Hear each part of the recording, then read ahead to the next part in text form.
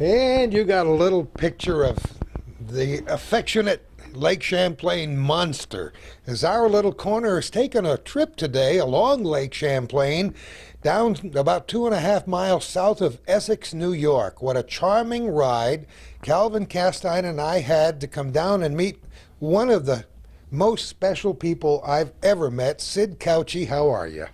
Fine, fine, Gordy. Glad you could make it. Well, we wouldn't have missed it for the world. You didn't see anything of Champy, did you? You know, we were looking for humps along the way, but then I was so busy watching Calvin's driving, I didn't have a chance to check it out. We're recording this on the 18th day of November, and we had some early snow, so and looking out of those beautiful windows of Sid's right on Lake Champlain, we could see a little snow on the caps, couldn't we, huh? That's right, and this is a pretty significant time of year. Let's see, this is the 18th, 4 days ago. Ruth and I would have been married 38 years. And tomorrow, the 19th, the Press Republican is coming out with a supplement to the paper that has to do with my work with delineating Sam Champlain and the whole history of the area in light form, shall we say. You started that little project back in the early 1960s. The amazing part of this association and this friendship between Sid and myself is that our lives have been led down some of the same paths. The good Lord didn't leave me with 1/300th of the talent of Sid Couchey, but amazingly, when we got to talk to each other some years back, we found out, yes, we've been to the same places and done some of the same things. I have to go back to the time when Sid illustrated a book for our friend Dr. Nancy Church of the marketing department of SUNY Plattsburgh, and I helped her with one of the chapters, and we were having a little lunch to celebrate after that was all over. And we were there, and I mentioned to Sid, I asked him where he met his wife. That's right, and she happened to have gone to high school from Pearl River, where I was born. Somebody adjacent to me did the same thing, and we were married in a nearby town of Nanuet, and that is also in the same area. And she worked after school on Long Island and near Stony Brook, and lo and behold, yeah. Well, the funny part of it is you met your wife at Requa Lake, I think. That's right, Requa Lake. Yeah. And he said, you've never heard of it. And so I pulled out my wallet to show him that my full name is Gordon Requa Little, and it just happened that my uncle built that lake in the 1930s, and that's where you met Ruth. That's right. I can remember it very well for a number of reasons. It was a bittersweet occasion because we were at a church picnic, and we had two softball teams. We were playing another church, and I thought it was only about it may have been the first or second date, and I thought I would impress her, and so I got up the bat and hit a triple, puffing around. She and her girlfriend are sitting right off third base, and I slid into third base safely, and I looked over for approbation, and she and her friend weren't even watching, and eating a sandwich or something, and so paid no attention. I gained no points that day at all. Well, hopefully she's paid more attention over the years, right? A few, slightly, yes. I think there's been some improvement. I love it. As you know, and perhaps you don't know, for some of our younger viewers, Sid Couchey has been associated more with one comic strip character than anybody else, and that is Richie Rich. And that was quite a nice association. But before we get to looking at thousands of wonderful pictures and paintings that you've done, I want to find out a little bit about Sid Couchey, where you were brought up, how you came to end up in New York City drawing these comic book characters. Well, I consider myself to be a native of the North Country in Essex. My folks' pop was born here in Couchey Hill and in Essex, and after being away for years and years, returned here always, but he returned here and died in Whalesburg, 4 miles away, after 84 years. But he was at one time he sold flour, Flour, for a company, a mill in Davenport, Iowa, and so we with him went throughout. We went to Michigan. We lived in Michigan. We lived in Ohio, where I was born. We lived in Illinois, Champaign, Illinois, where the university is, and but was always interested in cartooning, and Pop would bring the Sunday funnies home, and I'd spread them out and start drawing them when, I was able to hold a pencil or crayon, and took a little correspondence course in the Landon School of Cartooning out of Cleveland, Ohio. I love it. And but I was born in Cleveland. We only were there for 5 years, and we left for Michigan. But in that time, my father was on the board of when you induct people into service. He was on that board, and did a lot of speaking for war bonds. This is World War I, and one of his fellow speakers was, in fact, his name was Tris Speaker, the famous Hall of Fame. You got Calvin over there behind that camera, smiling a big, broad smile. You're throwing in some names he knows. Yeah. So Pop was a great baseball fan of Cleveland Indians, and I became one, and that's persisted to these days. Although, it's kind of tough being a fan of Northern New York State of the Cleveland Indians. But I came out of the closet a few years ago, and I've been enjoying it, especially in 1995, and then this year in '97, where they won the American League anyway.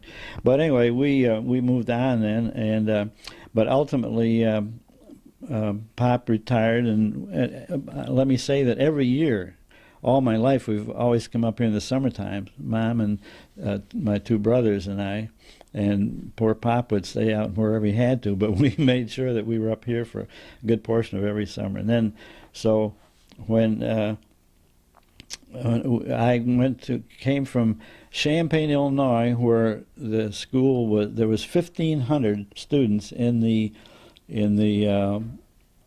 high school, 8th and 9th, 10th grade. No, wait a minute, 9th, 10th, 11th, 12th. Anyway, it was a 3-year high school, and there were 1,500 students. And I came up to Essex, or when we moved up here, and went to Essex High School, which had 55 students, K through 12. And that's like Moira High School, where I went to, with 65. We beat you by a few. Well, that had one advantage, those numbers. When I subsequently met Ruth and was courting her down in New York City, I casually mentioned that I was the valedictorian of my high school graduating class. Really? I was. Is this uncanny? And you don't tell me. Yes, I was. Never mind. And here we are today. Well, we'll get back to that, because that had implications for me, because so I thought that she put some credence in that I was valedictorian, and so we got married, and then after we had moved up here, somebody in town revealed the fact that there were only 5 in my graduating class, and she hasn't paid much attention to me since then. There were 11 in mine. Well, that's better than I did. But anyway, after then the war came along, and I was in the service for 4 years, although I never got out of the States. I was always in a frozen, the FBI investigated us, and I was frozen at 2 very interesting stations. One was Huntsville Arsenal, Alabama, where they were experimenting with all kinds of stuff, including phosphorus bombs and stuff like that. And then was there for 2 years, frozen, and then moved to Camp Dietrich in Frederick, Maryland, which was conducting even wilder experiments with chemical and germ warfare and stuff. And no one person saw the whole complex. And I can remember seeing train loads of animals coming in, animals of several kinds being shipped in, and then a couple of days later from another area in the base where they're doing experimentations, we smelled some of the awfulest odors that I've never smelled anything like it before or since, and so you can only imagine what was happening. But So, but I never got overseas, and I was thinking going back to. When I went into service, I was working for Alco down in Schenectady, and they took me out, gave me a nice big spaghetti dinner, and gave me a Buxton pocketbook wallet with $50 or something in it. And after serving in this, in the Army, but never getting overseas, I was seriously considering going back and giving them their money back.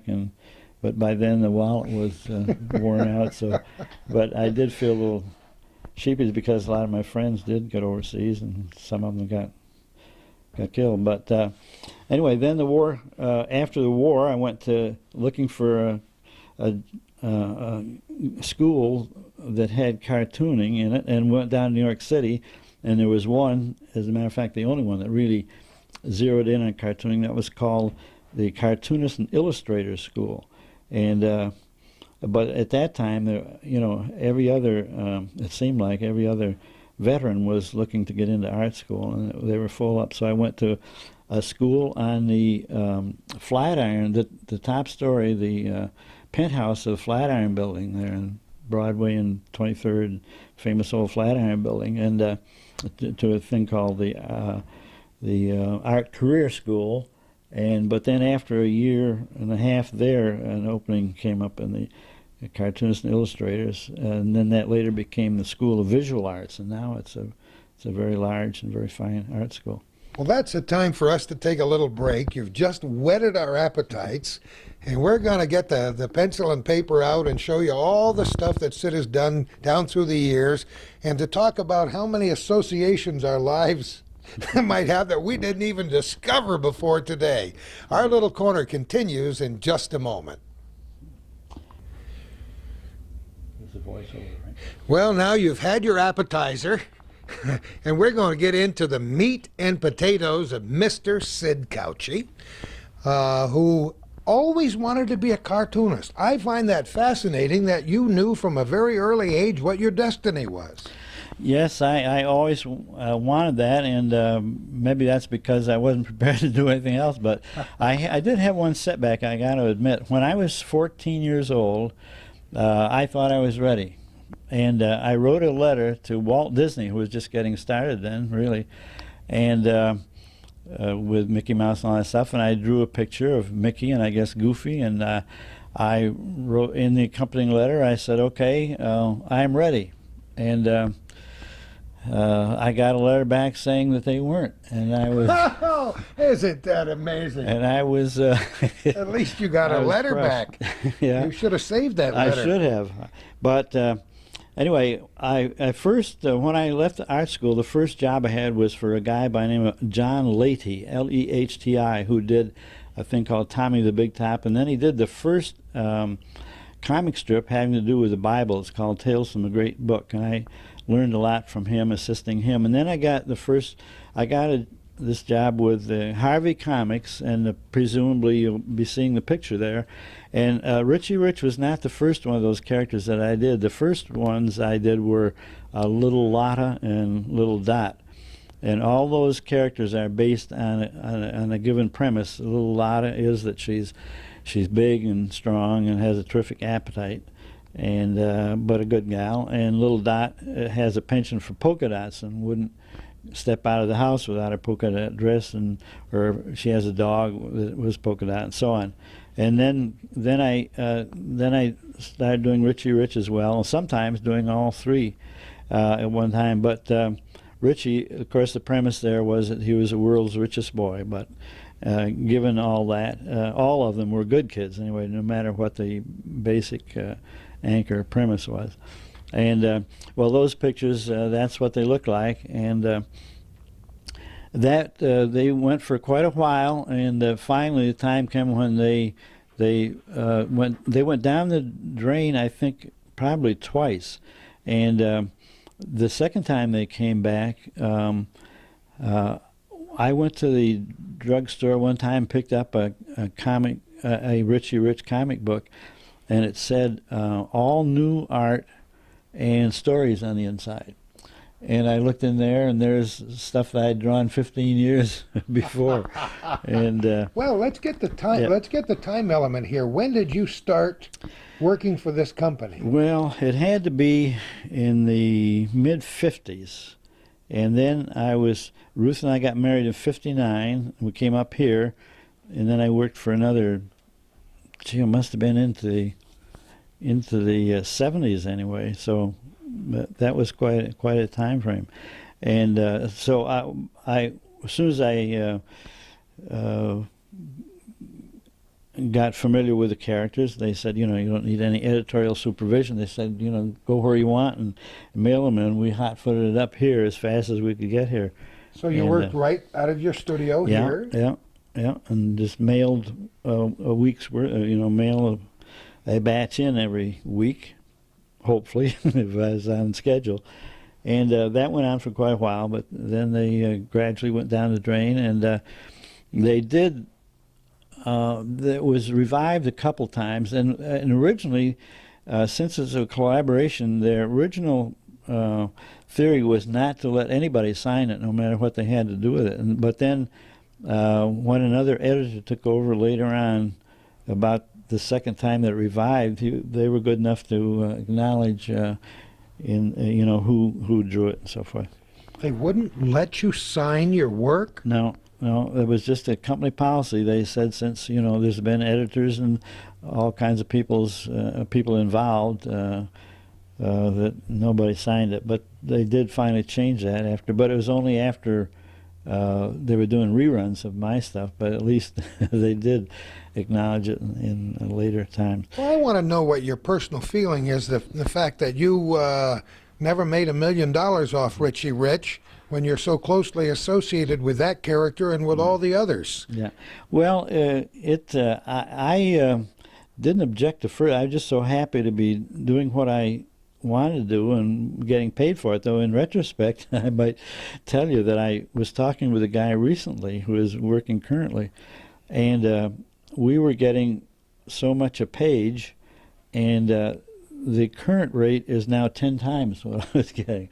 And I absolutely loved working freelance all those years, nobody over your shoulder, and draw from where you want to. However, after it went down the drain and gray hair set in and all that stuff, there aren't any perks, or there aren't any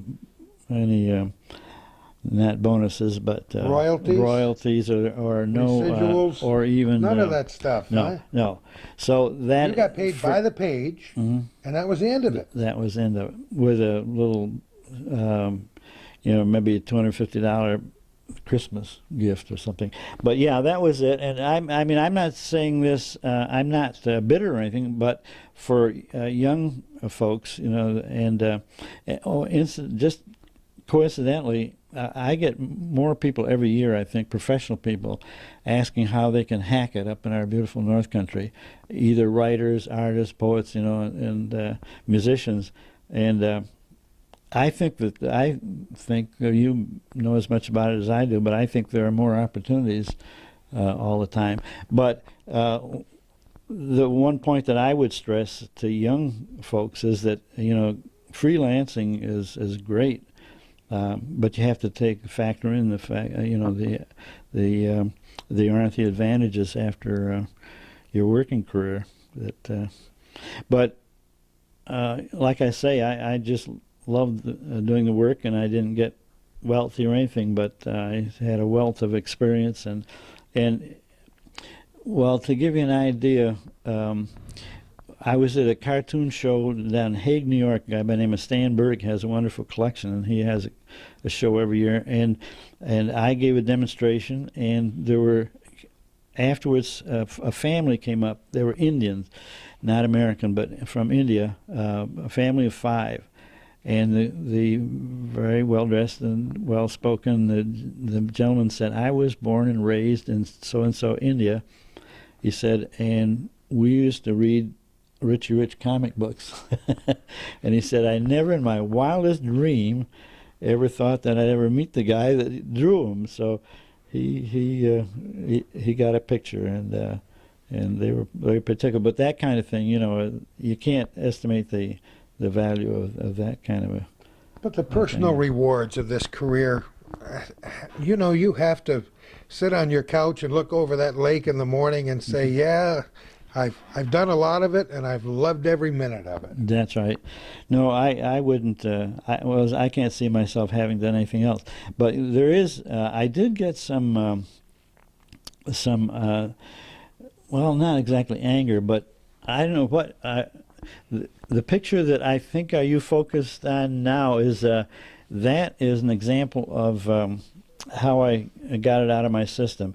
I think that not only Richie Rich and the Harvey comics are going down the drain, but the whimsical ones and the cute ones and the wild adventure ones are coming on, and the crime ones, and where all the guys are paranoid, they're afraid they're going to run out of ammunition and stuff. So I did this one to purge myself of all that, where Richie and Little Lot and Little Dot are being forced out of the limelight, out of the spotlight, and these other guys that, and they're so paranoid that if you'll notice, the guy on the right has backup ammunition. He has backup bows and arrow, and he's got a slingshot, and just in case all of his other ammunition fails. But anyway, so I got that out of my system. When did you do that one? That's one of my more recent ones. I guess that was probably a year or so ago. And then beyond that, I love to do the boats, and I love the lake and all that. So I had Richie Rich. This was done for the Essex Maritime Festival, which is getting to be quite a big deal every year, bigger and bigger. And this was a year ago, and this was for the benefit of that occasion. And this actually was won by Harry Cross Jr., and he loaned it to me. But I did the boats, and then somebody that's a wiser maritime person than me said, he says, how come you got the winds going in 7 different directions at the same time, and the ferry is inordinately small compared to the other boats, but outside of that. Well, you said cartoonists have a certain license, and if you want to draw that kind of a picture, you can draw it any way you want to. That's right. I'm glad you mentioned that, because that's my out on. I never make a mistake. They say the drawing is off center or whatever, and I say, well, that's the way it's supposed to be. I'm a cartoonist. I'm supposed to distort and exaggerate everything, and I'm just doing what I'm expected to do. So you've done it for a long time now.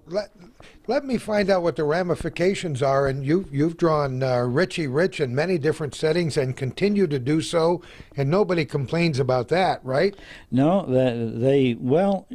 I sometimes think that if anybody were to complain, I would get out some of those Richie Riches that said all new stories and he's got an ace in the funny part of it is that one of those not only had one that I illustrated, but it had.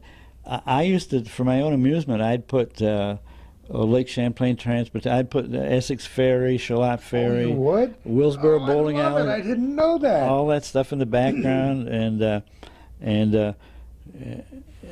so this one of these that said all new art on the inside. I had. In one of the backgrounds, I had Couchey's hardware store or something like that. Did you really? So I should have known. I don't think anybody would bother me as far as rights are concerned. Well, for somebody who's got a hill named after his family, you can do anything you want in those pictures. But an artist always recognizes his own work, and you know what was yours and what was somebody else's. That's right. In any case. Yeah. There's one, before we leave the Harvey comic stuff, there's one thing here.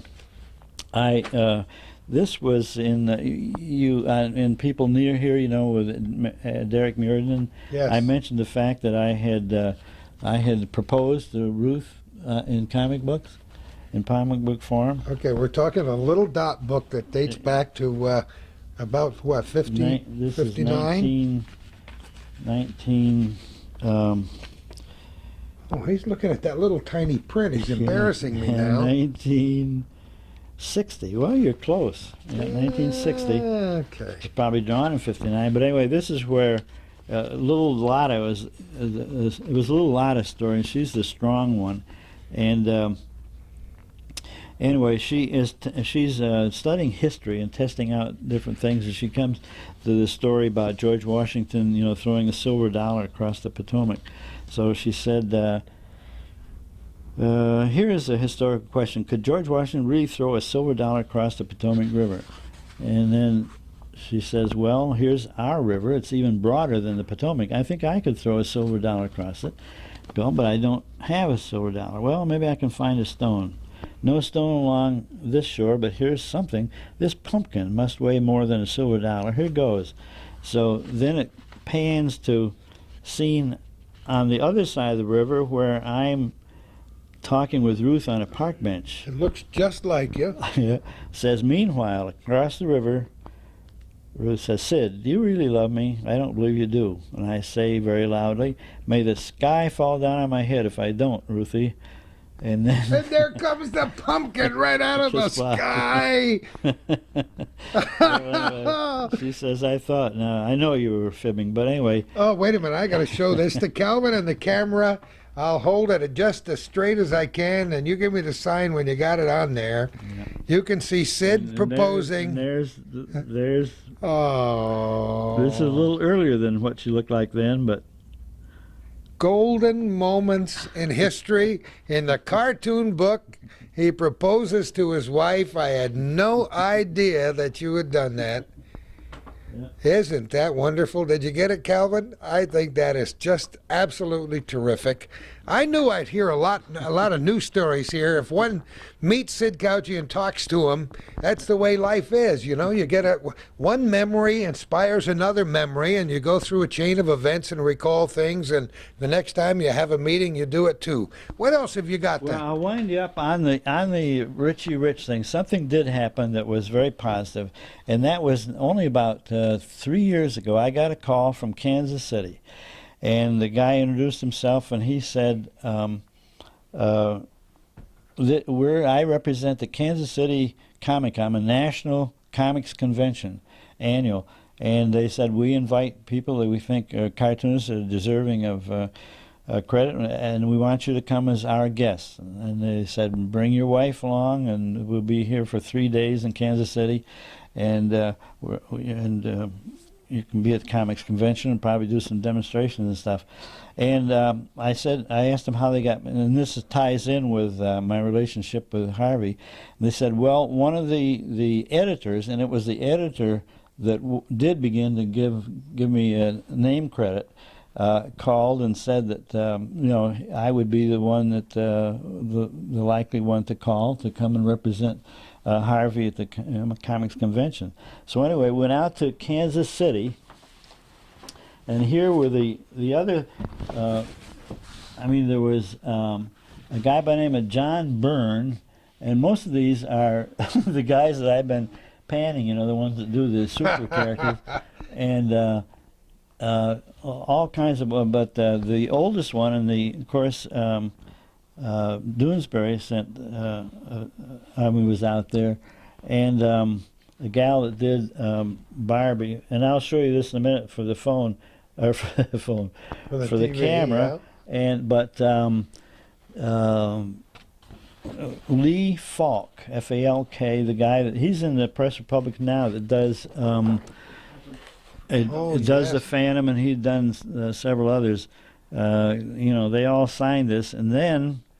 That night they had a banquet, and they called up this John Byrne, who is very well known. He's done, a lot of the Wonder characters, and Lee Falk, and gave them a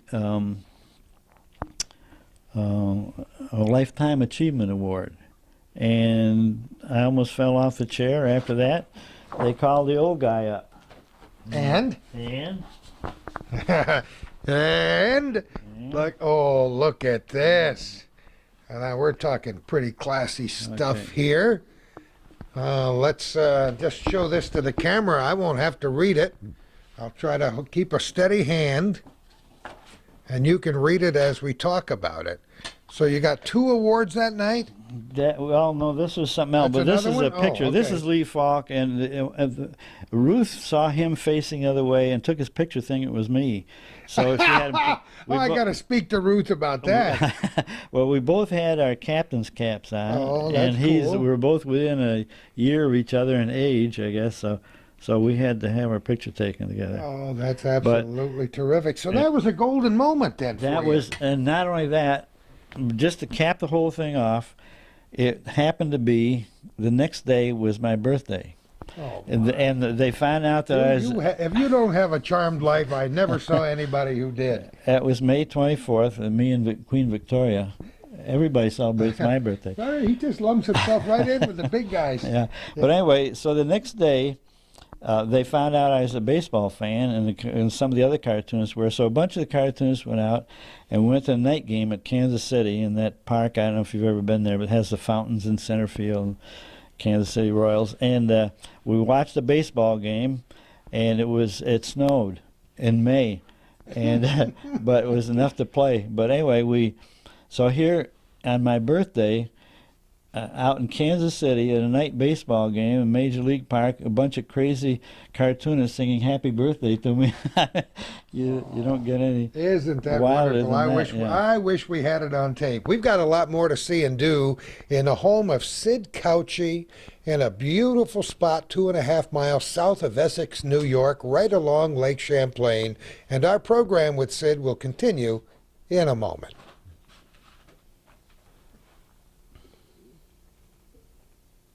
We look at this picture, and Sid reminds me that, yes, he did draw pictures as a small child. As a matter of fact, I'm sure you got better grades because you the only one with a picture on the faceplate there, right? Yeah, I would almost always, if I had the time and got my homework done, I would make an illustration on the back of the page, and thinking maybe that would be a distraction from the actual written work. But you've noticed that this one, it looks like the signature down below is a $10 sign, but in fact, that is my signature, but it's a dollar sign and ID. And my signature over the years has changed several times, and I used to have it a dollar sign and a cent sign, which looked like SC.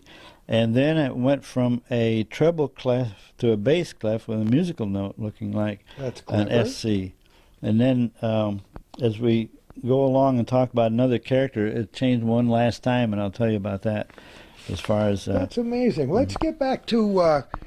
Calvin had asked a question of you when the camera was shut off about the Harveys, whether or not you had any direct association with the family. Well, I had very little, but I did meet Alfred. Alfred was one of the 3 sons, I believe, that were involved with Harvey's, and he was an active one around the workplace that I was associated with. And although I worked more closely with the editor and the guy that was had been there as head artist, as it were, for a long time, and then another guy by the name of Sid Jacobson that took care of the business.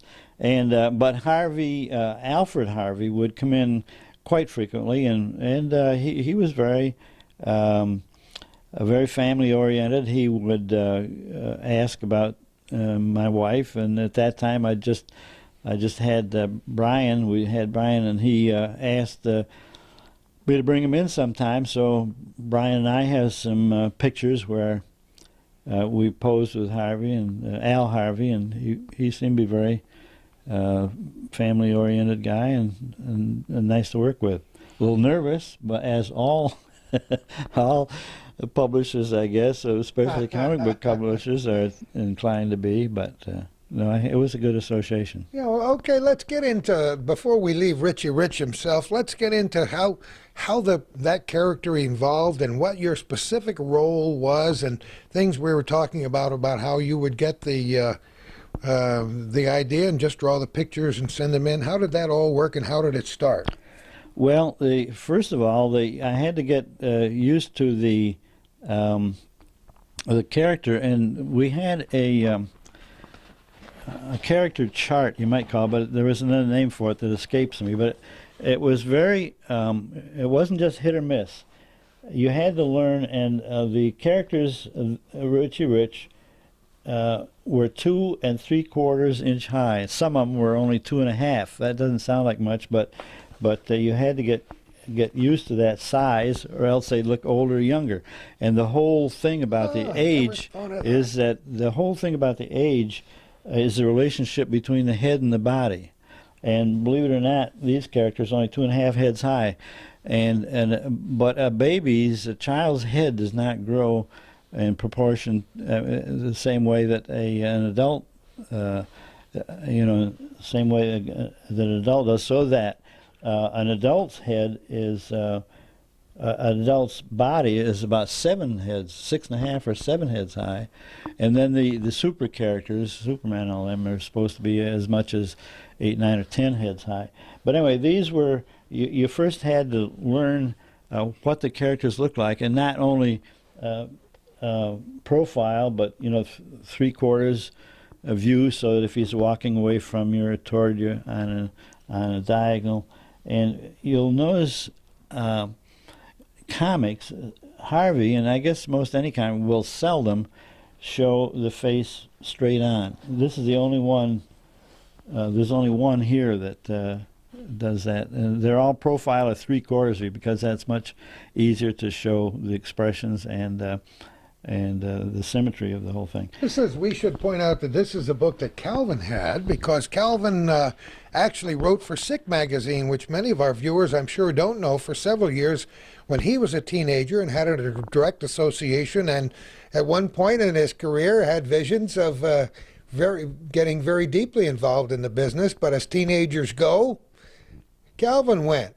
And even though he had his name and address listed on for about two years maybe, or 3 or 4 years on that particular magazine, his life made a few twists and turns, and as some of ours have done. But he had this magazine, or this book, called The Comic Book Makers, and he told me driving up here, take a look at page 122 or whatever that is, and I was fascinated because it showed that several of the characters had roughly the same body, and I opened it up and showed you, and you said that before you even read the caption on the bottom of the page. Yeah, well, that has come about because lots of times when I'm drawing Richie Rich, somebody in the crowd will say, you must do Casper too. And that's logical, because every time I drew Richie Rich and Little Dot, not Little Lotta, but Richie Rich and Little Dot, in essence, I drew Casper on the way to drawing those, because he's the basic drawing, and all you have to do to make a Richie Rich is draw a Casper, add hair and clothes and bow tie and all like that. And same way with he's even the basic shape for Little Lotta, and the other characters in the Harvey stable as well. Did you ever stop to think how many times you might have drawn Richie Rich? Oh boy! I mean, that's a ridiculous question to ask, but people have no idea how many pictures it takes. Yeah. Well, they come in 5-page, 1-page or 5-page stories, but I have, all I do know is that they used to send me Richie Riches and Little Lots, Little Dots, as they came out, but they also sent me some of their others.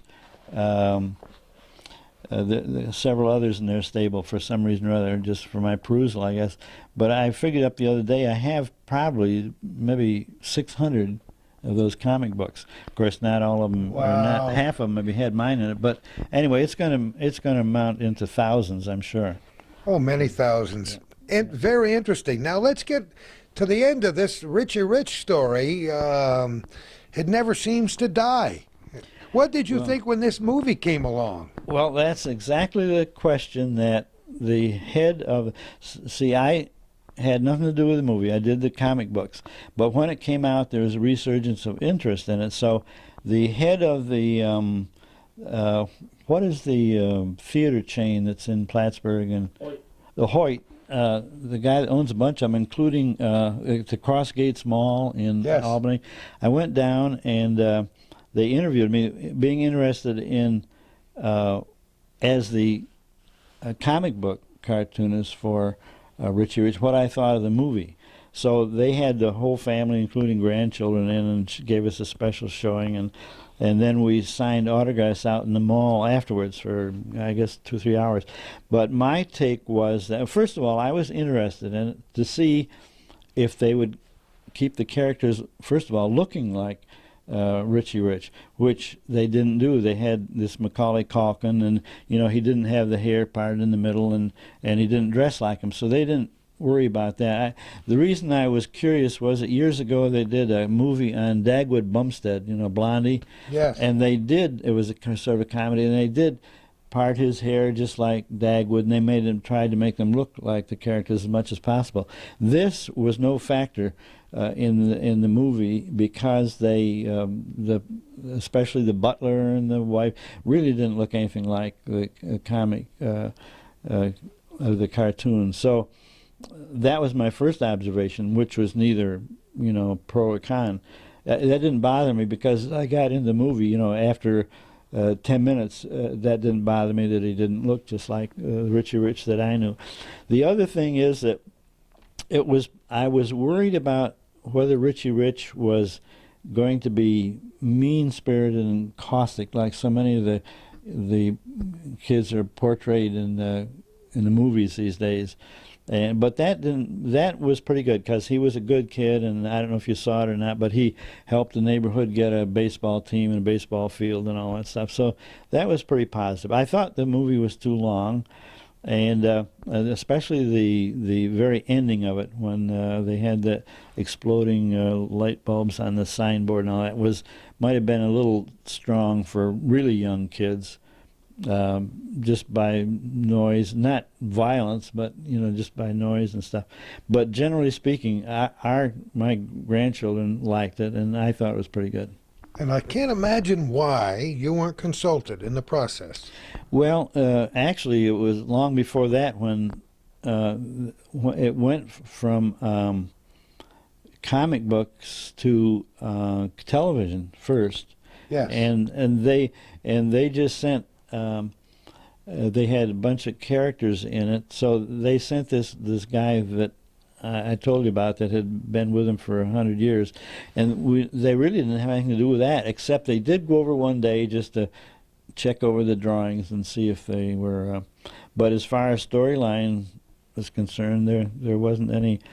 Of course, it wasn't the same company. They had to get rights, I'm sure. And pay for it in that way. Once again, Sid Couchey didn't get any of the monetary remunerations and residuals and royalties or anything else. That's right. But you know what you know, don't you? Yes, that's right. And I'm happy. That's wonderful. Our program will continue right after this word.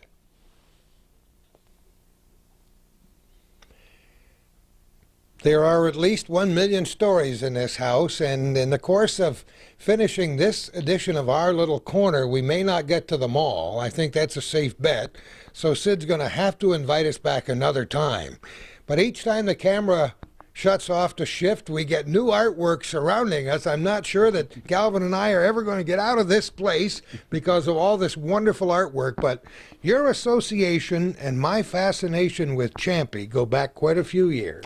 That's right. I'd always heard about him and hadn't thought too much about him. One time, years ago, at the Willsboro Essex Kiwanis meeting, we got to talking about Champy, and we ended up, a former member had moved over to Vermont and had written an article on Champy in the Yankee magazine. And anyway, Bob Hall was a Kiwanis. He was also became an editor over at our local paper, the Valley News. So the Kiwanis sponsored a supplement to the Valley News that had all the illustrations, everything had to do with Champy.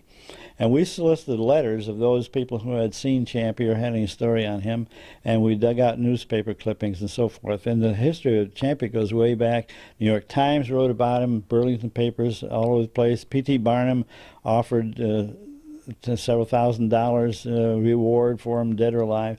So anyway, that supplement came out, and that was really when I really got interested in him. And I had illustrated all the advertisements and then all the story that's about Champion. And as a matter of fact, I took the responses, so I have in my desk probably 2 or 3 dozen letters purporting to and description of seeing Champy.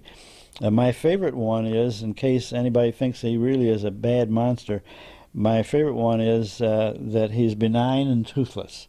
One old gentleman said, but or at least benign, right? Yeah, that's right. But it's interesting. They all start out when they describe him the same way. It's serpentine or snake-like. It's maybe from 18 to 20 to 30 feet long, and it's undulating. And then after that, the descriptions get hilarious. I mean, like a horse's head, and everything you can imagine. They just describe it too.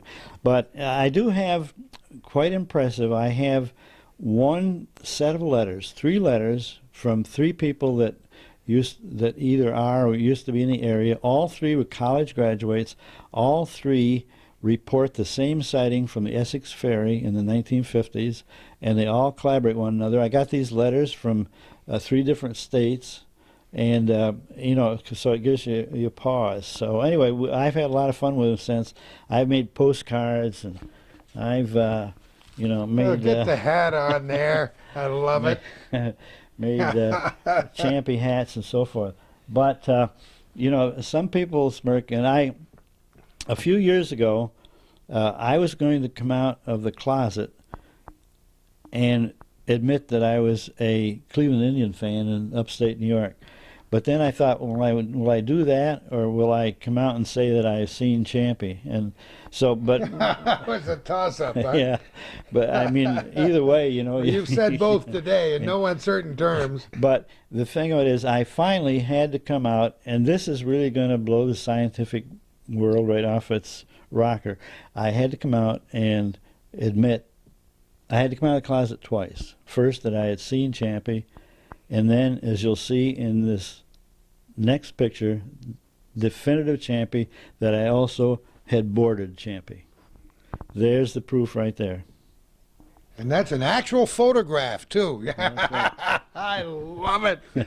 And there's split rock in the background, easily identifiable. And as a matter of fact, it happened right out here. That took you at least a day and a half to paint that one, I'll bet you. What do you mean? What do you mean paint? Oh, gosh. Anyway, so let that subside any arguments about the validity of Champy. But I have further proof. This will really rock the scientific world. Okay, we're ready to be rocked. We've been rocking and rolling since we walked in the door here. I have here something that I discovered, and I hardly dared to show it, but I did. What the heck is that? This is, you ready for this? Oh, I'm ready. This is a Champy fossil. Spelled with all Z's, right? Legitimate. Well, the skeptics and the scientists are going to say that's no fossil. I didn't say it was a fossil. It's a fossil, a Champy fossil. All with Z's, right? And also, they're going to question. Absolutely beautiful. I have papers that go with it. Oh, he's got the authenticity here. That's right. Here's a certificate of authenticity. Certificate of authenticity. And there should be a further documentation that goes with it. Yeah, here. All right, let me hold up one thing at a time here. All right. All right.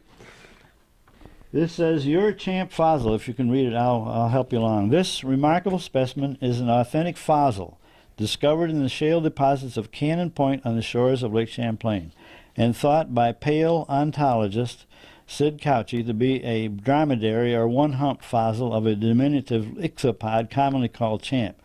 Local historians have carbon dated the fossil and have pinpointed the origin of it between 1,912,473 BC to 1981 AD. Somewhere in that time period. Somewhere, they've pinpointed it right in there. Now, Oh, you gotta love it. They're going to say he's no paleontologist. I didn't say I'm a paleontologist, but anyway, there's the proof. That's wonderful proof. So you've been fascinated with this multi-humped creature as I have over the years. I wrote a short story about him too, and how little Champy learned how to undulate. There's that word again. Mm-hmm. Well, I found out that he's versatile. I found out that, when I was riding with him there, he started out undulating, but then he slowed down and he started in the dulating mode and stopped. He got the dulating. But I have to. I want to be critical, but as scientists, we have to weigh our words very carefully. You said in his many humped mode. Actually, he's a one-humped. He's a dromedary or a one-hump. Oh, okay, just yes. one. Huh? The head, the tail, just one hump. I got you. Okay. You got to be careful. You got to be very specific how you talk about him. You can't tell what kind of scientific mind is watching, and we have to be have veritas, Yeah, and I'm sure people are saying, "What in the name of God are those people talking about today?" Yeah. You have an amazingly wonderful, childlike sense of humor, and I hope you never lose it, because that bodes well for you, huh? Well, I can. You struck up a picture in my mind. People out there wondering what in the heck we were talking about, but scientists were always scoffed at, and pioneers in scientific studies and stuff. So. But the amazing thing is, the study of Champy is a very serious subject in it. Although Sid has several dozen letters, I have seen several hundred members of a card file from a friend of mine at Plattsburgh SUNY, who's studied the history of these sightings, which purportedly go all the way back to Samuel de Champlain. And that brings us to another topic, because you drew something in 1964 that's coming out again. You alluded to it earlier in our program, and somewhere underneath all of this on this table is the original. I think it's farther back that way. Let's see if you got your border house reached. Now, let's talk about this. This was this appeared in serial form in the Press Republican. At that time, it was the Plattsburgh Press Republican. I guess it still is. And daily for, a couple of months or so. It's a story, our Champlain story. I wanted to call it, I wanted to make sure dates are correct and all that. I wanted to call it originally Colonial Capers, to indicate that, it was with a little, supposedly, hopefully with a little humor. And but since the dates are all, and the facts are there, even though I have some fun with the characters now, they thought that they'd go with the name Our Champlain Story. Well, Mike Peterson at the Press Republican, who now has to do with the relations to schools and education in schools and so forth, thought it'd be a good time to reprint it. And it's coming out today.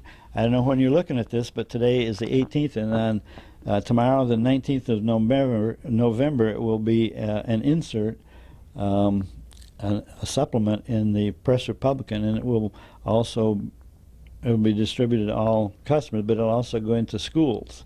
They say history repeats itself, and this is repeated history repeating itself, because this was originally done. The date on the inside cover is September 11th, 1964. 33 years later, September 11th, of course, significant because that is the date of the Battle of Plattsburgh. Mm-hmm. And recently, our little corner, Calvin Castine, who's behind the camera over there, myself, recorded a two-part series on the War of 1812 and the Battle of Plattsburgh, including some very interesting encampments right around the Kent Lord House, historical sketches inside, history of the battlements, done by our good friend Jim Saborski, and a great many other things, including a brand new interpretive center which they've installed on the third floor of Plattsburgh City Hall. How long did you spend putting this thing together initially in 1964? Oh, it was several months. Of course, I could,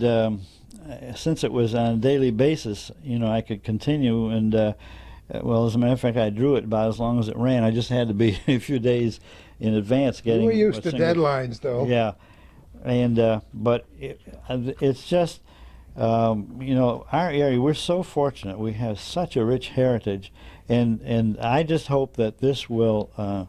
And the original thing was to at least tickle the fancy, especially of kids, that they will cause them to get interested and dig deeper. And I have quite a bibliography here of sources that I have, and I'm sure there's a lot more since then.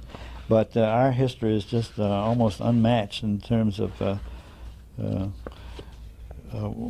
rich war history, and with so many factions. The French, the British, the Indians, the colonials, and it's just. I hope that it really sparks some interest in it. How much of the original book is how faithfully will they follow it in this new presentation? Well, did you add anything? It'll be the actual drawings, except there's one to a page here. The book will be twice as big, and there'll be two on each page now, the same size but two on each page. And the opening had to be changed because the first page says, it shows a boy and his father walking by the Samuel Champlain Monument in Plattsburgh. It says, 1965, it says, is the big year, son. Just 150 years ago, the battle took place. The son says, what battle, Pop? And Champlain notices, here's the kid saying that. And he said, it says, this father and son conversation has a rather startling consequence. And Sam jumps off the monument and then continues throughout the story to be the narrator. And he says, all right, that does it. I've been silent long enough, but now in this celebration year, I owe it to you folks to step down and to give you the real lowdown on the exciting history of my lake and this whole wonderful region. Then it goes down. So we changed that since it isn't the... Well, that was a memorable year, although Calvin was just a little tyke back then. I do very well remember the sesquicentennial in Plattsburgh, and it created quite a bit of attention way back then. We had a lot of special things going on, including your book. Mm-hmm. Well, that's been our local history teacher used it for years and years in his class. The centerfold is changed. That's a big map indicating what went on, and then the back pages that's changed, although it would still be. I have me gathering up my artist materials and getting back in my little rowboat, going back home after the thing, and Sam is about ready to hop back on his monument in the conclusion of this, but I think this is still valid. I say one last thing. I hope that this celebration year will mean more to us all than just the noting of an historic fact. Rather, may it be a time of introspection to see if we're doing what we can to preserve and pass on the rich heritage we have in our lake area. The Bible says, unto whomsoever much is given, of him shall be much required. May we exercise our civic responsibilities, preserve the natural beauty and resources of the area, and may we stay spiritually strong so that we might pass along our matchless heritage. And Boy, I think that's still valid. It certainly is, and hopefully always will be. Yep. Yeah, we're very blessed in this area in so many ways. We'll continue our program with Sid Couchey in just a moment. There are so many things to see in this home. It's amazing. But let's talk about Rascal and how you got involved with this raccoon. Well, a few years ago, the state of Vermont mandated that messages go into all schools K through 12 in Vermont having to do with alcohol abuse or preventing it. And so a person who was in charge of the project from the University of Vermont called me and asked me to come over with some characters and run them by the school kids over there to be the spokesperson for this program. And I had a bird. I took over and did a bird. They didn't accept. I did another otherworldly character that they didn't accept, like E.T., And then I had the raccoon, and the kids all the schools, and went by hundreds, thousands of school kids and dozens of schools, and the schools were unanimous. I mean, not in the sense that everybody voted, but the schools themselves were unanimous in the choice of Rascal. And they had a You hold that, and I'll grab the plaque over here. they had a contest in Vermont for the voice of Rascal, and also in the hundreds of sessions we had with kids, they decided they wanted a baseball cap on him, and then one of the kids named him. They hollered out, "Name him Rascal," and we thought that was good because we didn't want him to be too goody-goody, so he started, and he started on TV in 30-second spots. And we got down in Willsboro, New York, Bob Arnold got an old, probably a Walt Disney camera, 1930 vintage, in a barn in New Jersey, and brought it up, and we actually did the animation in Willsboro, New York. And isn't that amazing? I didn't know any of this. Yeah, that's right. And it started out as animation 30 seconds. And I had never done an animation before, and you do it on acetate, and I found out quickly, though, that it was kind of time-consuming, and 30 seconds on the television screen required 450 drawings. So, anyway, but we had a lot of fun doing it, and then it got quite popular and ran for quite a long while, and then we would make. It started out that we would make posters. This is a small version. Most of the posters were 4 times as big as this. So the kids would get hit 3 ways. They would get hit with the television spot in the evening or on the weekend, and then they would have a poster like this in the school hallway.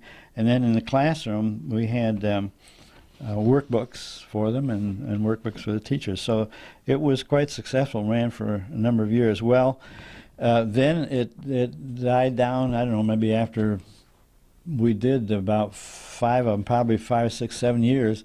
And then this spring, I got a call from Vermont, and the same person that had head this program said, warm up your pencils and come on over. It said, we're going to revive Rascal for more television commercials. Oh boy, round 2, huh? Yeah, however, I got a call 2 days later, said forget it.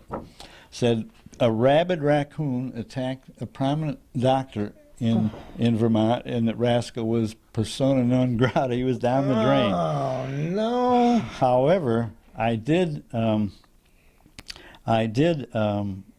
they said, come with some other ideas. So I did come over with a dog and cat idea, which we've done the first commercial, or the first spot, but not in Willsboro. Now it's half computerized. I still do the drawing, but not as many drawings, and they fill in between takes with the computer. So, but anyway, Rascal in the meantime had been made into a 3-dimensional Rascal, 5 feet tall or so, and he could speak and all that stuff that the drug abuse people used in classrooms and in malls and stuff. So when he went down the drain, I asked, well, whatever happened to Rascal? And they said, well, he's in custody of the Air National Guard in Vermont. So I got the name of Lieutenant Girl and called him up and asked him if we could borrow him for a 4th of July celebration. And he said he'd look into it, and then he said, well, finally, he said, if you want to meet us in Plattsburgh, one of our guys lives over there. And then he called up, and then he said, well, if you want to meet us in Charlotte. And then he called up a 3rd time after he got interested in it and said, I'll bring it over myself. So he was over here the 4th of July, and then after when we unloaded him and he was leaving, he said, by the way, I talked to the head of the health department, and Rascal's yours. You can have him. Oh, so I got so you got him. $35,000 Rascal. I have it stored downtown, but he's mine. He's come home.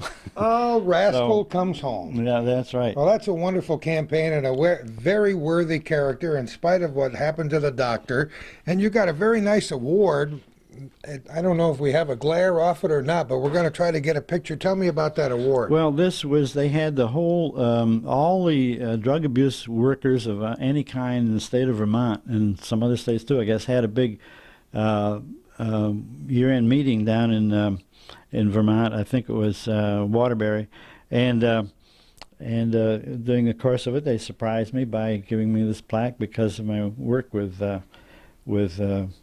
Rascal. It had been out for a couple months, or I guess a little bit more than that, and they had thought it was very successful. So that was very gratifying to get that acknowledgement. Absolutely fantastic. Let us just spin around here.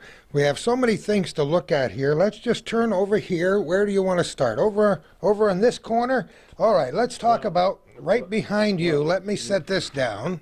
Well, we might as well go with this, okay, if that's all right. Because that's fine with me. I started. That wasn't done yesterday. No, 1947. I started. I got interested in in the service. I knew this guy that was in the Shipstad and Johnson's ice volleys, and then when I got out of service and I was going to art school in New York City, he used to.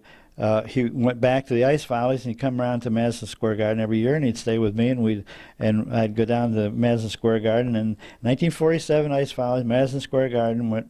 He took me a tour of the back play. I met all these persons, and probably nobody in the audience watching is old enough to remember this, but the guys that really took my eye were Frick and Frack. Remember that? I remember very well.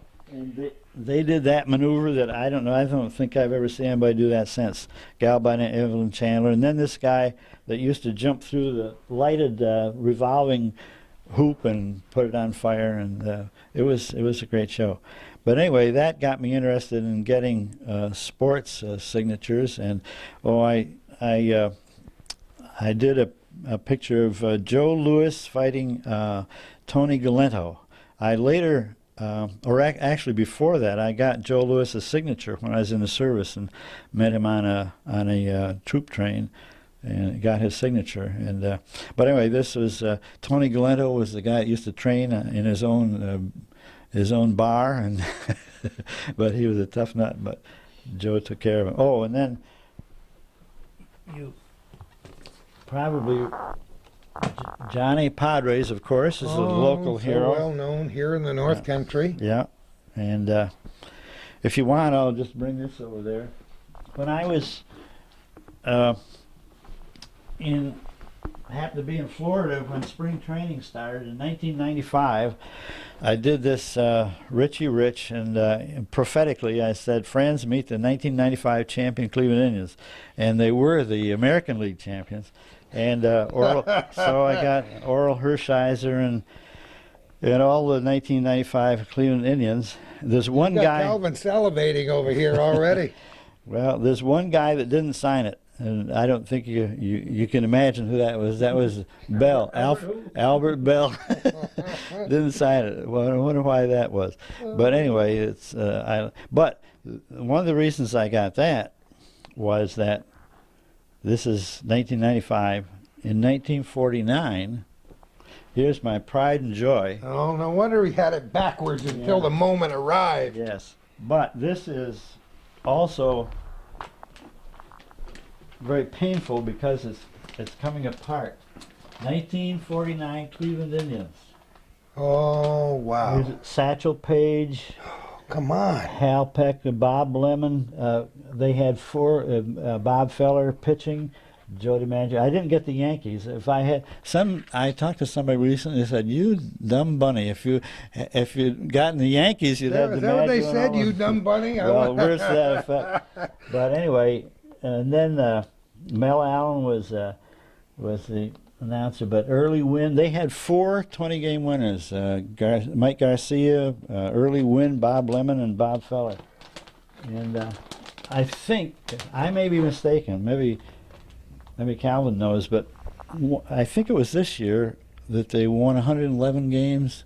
54. 54.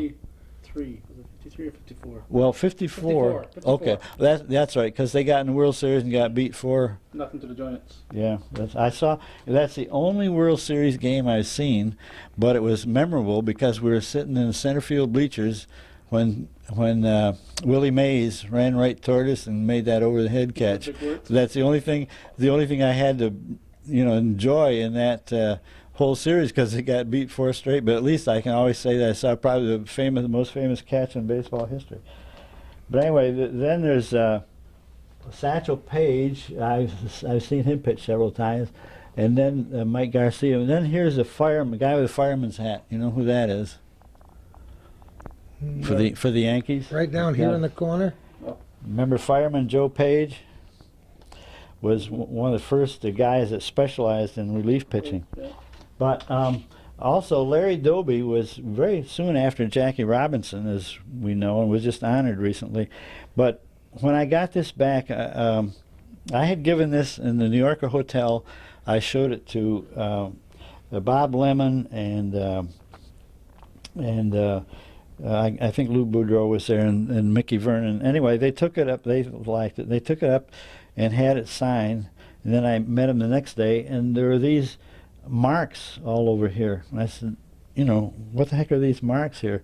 They said, well, all the guys were speculating whether Adobe was was going to catch that ball or not before it hit the fence or went over the fence. So I see. That's anyway, what that was all about, huh? Yeah.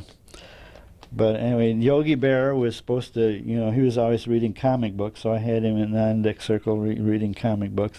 Bobby Brown was in medical school, so I had him examining the ball, see if it was good and lively and stuff like that. And Bill Veck was the owner.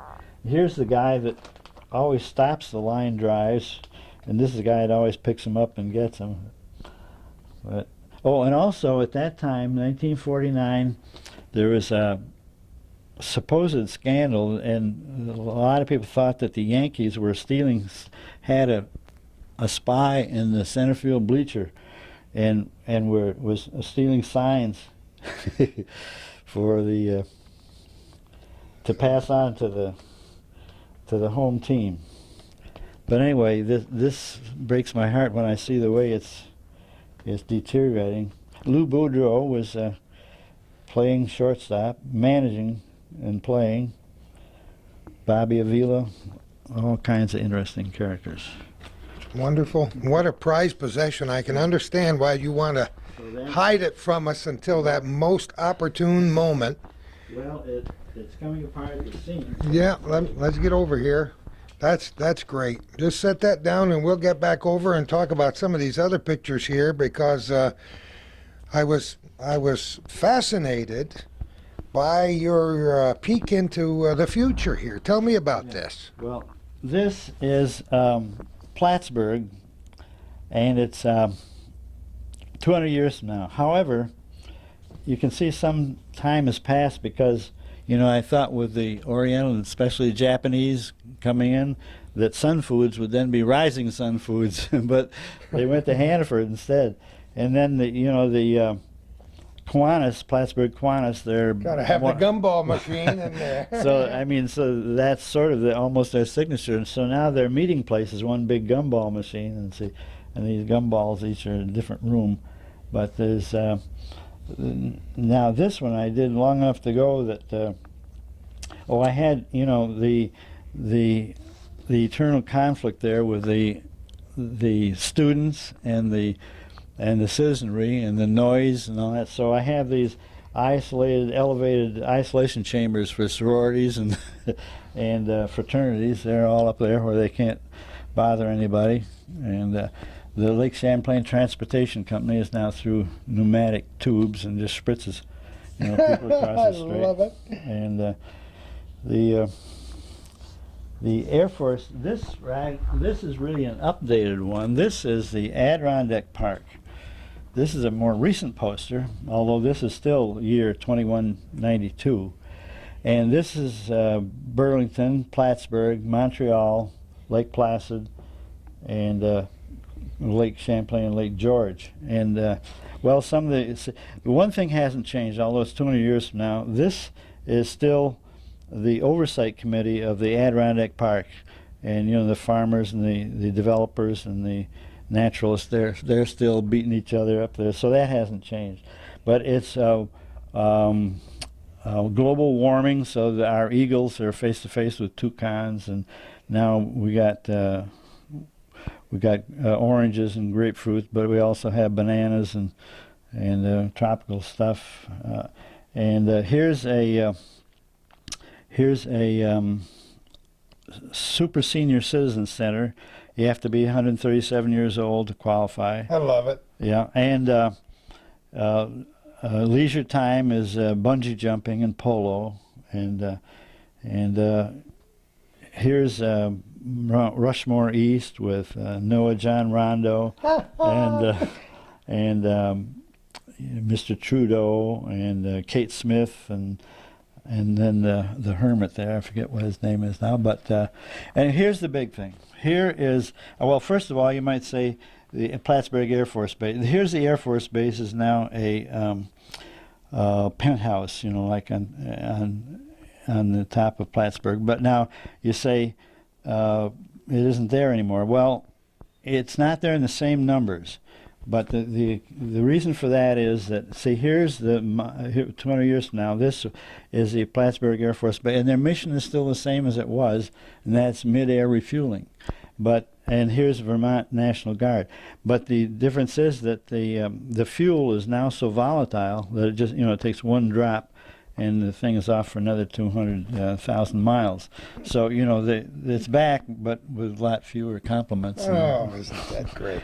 And then the last thing about that, there's 70 some odd features here, but here is a sports thing. Here is, I talked to the sports people at Channel 5. They said that, I asked them where the allegiances were in the area, and they said it used to be New York and Boston, but now it's increasingly in Montreal, Expos and the hockey team and everything. So here's the baseball, like quadruple A affiliate with the Expos, and this is the Plattsburgh Stadium. But Burlington has a sister stadium. It's be the Plattsburgh,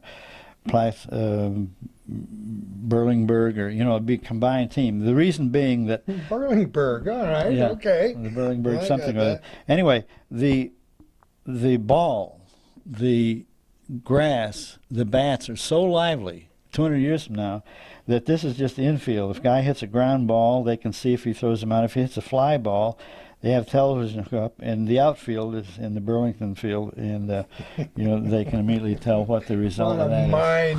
What a mind he's got! It's going to be lively ball, but there's a lot of other features. His mid-air mandatory blood pressure and cholesterol checks and anything that need to do in transit, and like I say, there's all kinds of features here.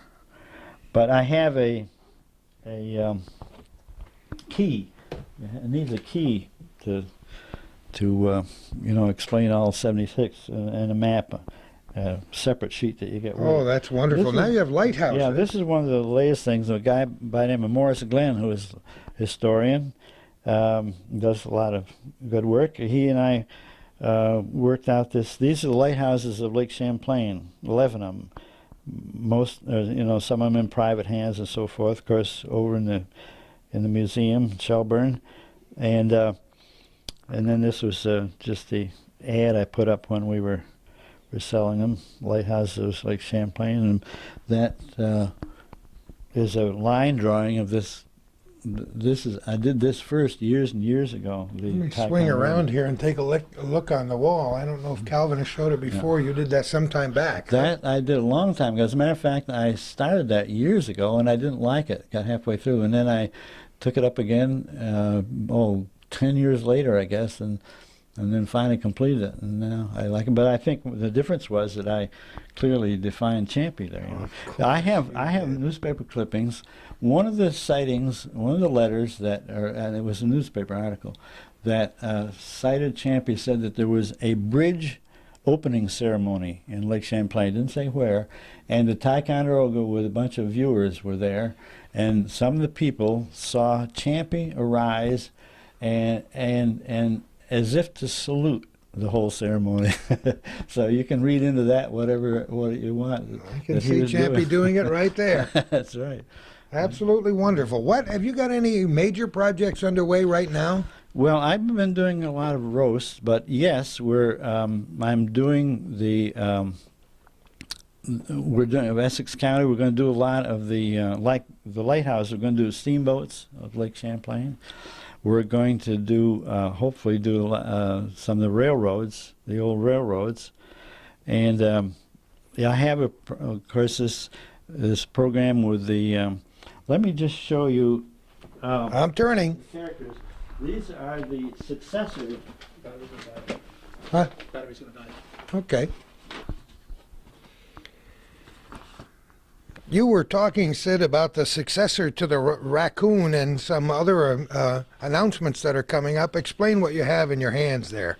Well, I went over and we decided on instead of the raccoon, we were using a dog, an old hound dog, which is a villain, and a cool cat who is the hero. And the premise is similar to the coyote and the roadrunner, where the coyote is always trying to entrap the roadrunner and always falling into his own trap and getting zapped himself. Well, the dog sets up this elaborate trap where he has a stand out in the middle of the desert. So when the cat comes along, hopefully he will. There it is. He has a beer booth and it has a sign, free beer. And the trap is that when he grabs this, it pulls a string, and behind is an elaborate mechanism, and it trips this big spoon lever, and the rock comes around and will zap the cat.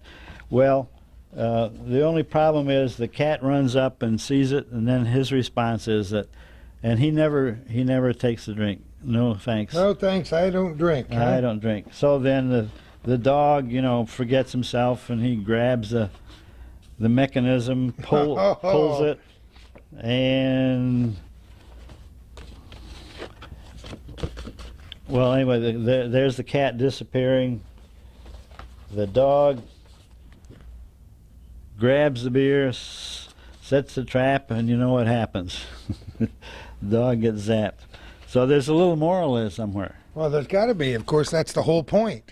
Yeah. But in reality, you do these pictures, you present them, and then the computer generates all the characters in between. Yes. Right? Yeah. These weren't the actual pictures that the video was made from. These were to present the thing. The thing was accepted, and then. But I did them in this form, and.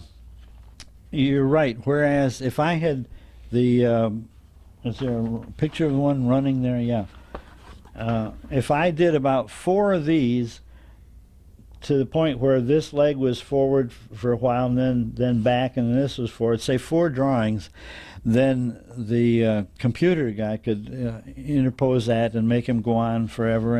And also they can do things in the background. They can have things appear to move in the background, and all of which I don't understand. But all I do know is that I have about half the drawing that I had to do with the old system. Computer animation is fantastic, and as a brief aside, I might mention that Bruce Carlin, Colonel Fitzends, and others in the city of Plattsburgh are putting a historical documentary together, and since they didn't have photographs during the War of 1812, they're using computer animation to create the entire battle. Is that right? So it's kind of amazing. Are they animating photographs? No, there were no photographs during the War of 1812, so it's pure animation being constructed by the computer, board by board, gun by gun, and it will look rather realistic. I've seen parts of it, so that's kind of amazing. Yeah, they're doing tremendous things, all right, and they're coming on a lot faster than they thought. The old cartoonists that did the old hand method thought there was quite a window there before computer animation would get sophisticated enough to be credible, but they've come on with leaps and bounds, and now it's all computer animation just about, except you have to have the original figure and character and stuff like that with some imagination by a cartoonist, and so that still leaves some room for old-time cartoonists to. I forgot to mention a few moments ago, if you wondered what our fumbling was, our battery did die. This happens to us infrequently in this program, but every now and again it's time to reach in the pocket for a fresh battery when we can't plug in. What we want to do before we wrap up our little corner from this part of Essex County with Sid Couchey is to have him draw a picture of for us and get a little idea how the process works, and we'll do that in just a moment.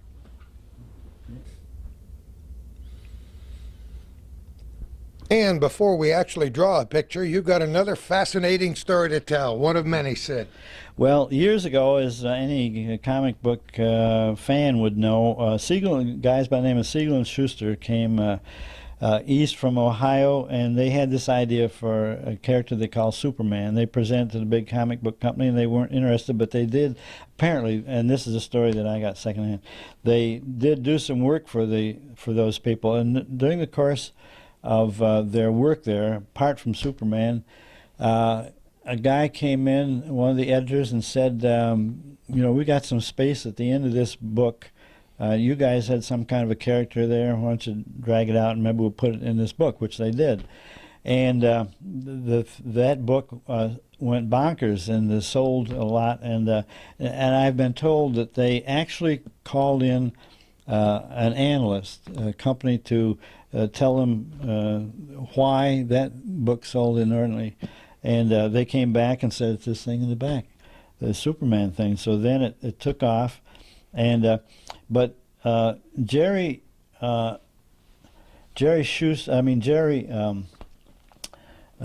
Siegel was the writer, and I'm after a while it got so that they weren't doing all the writing, and Joe Shuster wasn't doing all the cartooning, and they got kind of antsy. They wanted Superman to be more vulnerable and not be able to swoop down and be invincible at the last moment. They wanted him to fall on his backside and be a little more human. And but of course the company had a sure thing, so they didn't go for that. Anyway, it ended up, as most people know, in litigation, and they got frozen out of it. And I believe they got something like $75,000, which divided up and then divided with the attorneys was peanuts compared to what the Superman title was became worth. But anyway, so then they went their separate way, and they thought that their idea of humor would be zany humor, and they created this character called Funny Man, and the premise of it was an automobile, and of course the front of it was the face, the bumper was the lips, and the lights were the eyes and so forth, and they had gadgets on it. And you remember the old phones that used to be able to pull out from the wall on a ratchet? Well, they had this in this. One of the things that this car did was you'd punch a button, and this ratchet come out with a boxing glove on the end of it, and but it was terrible, I guess. And I think it only lasted for one or two issues. Well, then the guys separated, and Joe Shuster by this time was legally blind, and to draw he'd have to get right up like this, and he thought the answer then was not futuristic or zany, but whimsical. So he had this idea, and you can't get any more whimsical than this. The character's name was Golly Glue, and he advertised in the New York Times, and I was on a subway one time, picked up the Times and saw the ad and answered it. He told me later that there were 125 guys answered it. And but anyway, he chose me to work with it. He came over to the apartment and showed me what he wanted him to look like. He was supposed to be from outer space and a youngster, but not grow up to be like Superman, but to be, have a lot of whimsy to him. So here are the things. These are actually Joe Shuster's drawings to show me what it looked like. And this is Joe Shuster, and that's Jerry Siegel, the writer. And these are all. I have a few more. They're just on tracing paper. And then I worked up, like maybe a dozen a dozen pages of it, and the colored ones are what I came up with based on his black and white drawings. And sad to say, he tried to peddle it, but never got it published or printed or anything. So that was another near miss. But and like, I mean, not, you know, if I had any sense of history, I would have had him sign half these things and all that. But anyway, those are done by Joe Shuster. At least any comic artist aficionado can tell that's the real thing, because, you know, they look just like the Superman characters. Another Sid Couchey treasure and some other golden memories in our golden memory book today. I'm so delighted that we're getting many of these things on videotape for posterity, because everything you're seeing today is a piece of history, much of it created by our own Sid Couchey. We're going to take a look, even before we do the drawings, we're going to take a look at the workshops of Sid Couchey coming right up. Nice. And we're in a combination room here, aren't we, huh? That's We right. got the piano, and I don't know if either one of you play a little bit. Do you, a little bit? Ruth does and sings. Ruthie, you got to say hello. Just come and look over the shoulder here for 1 second. We got to talk about the lady for whom we mentioned about 5 minutes worth in the beginning, and Requa Lake and Nanuet, and all of those places you and I know and love. Good How are places. you doing? Oh, we're doing fine. We're That's- doing fine. This is a great place to live. It's a wonderful place to live. As we told your husband, Calvin, and I so thoroughly enjoyed the ride down here. He had never taken the trip before, and I've taken it only maybe once in my life, so I had no idea where I was, except that Sid said, follow the lake and you can't go wrong. That's right. It's a beautiful place. It really is. That's The lake is wonderful. different every day. It's great to look out the window and look over the lake. Thanks I've so taken much many pictures of sunrises. Oh, have you really? Beautiful. I got a few thousand of those myself, and the sunsets too on the other side. Thanks for saying hello to us. Okay.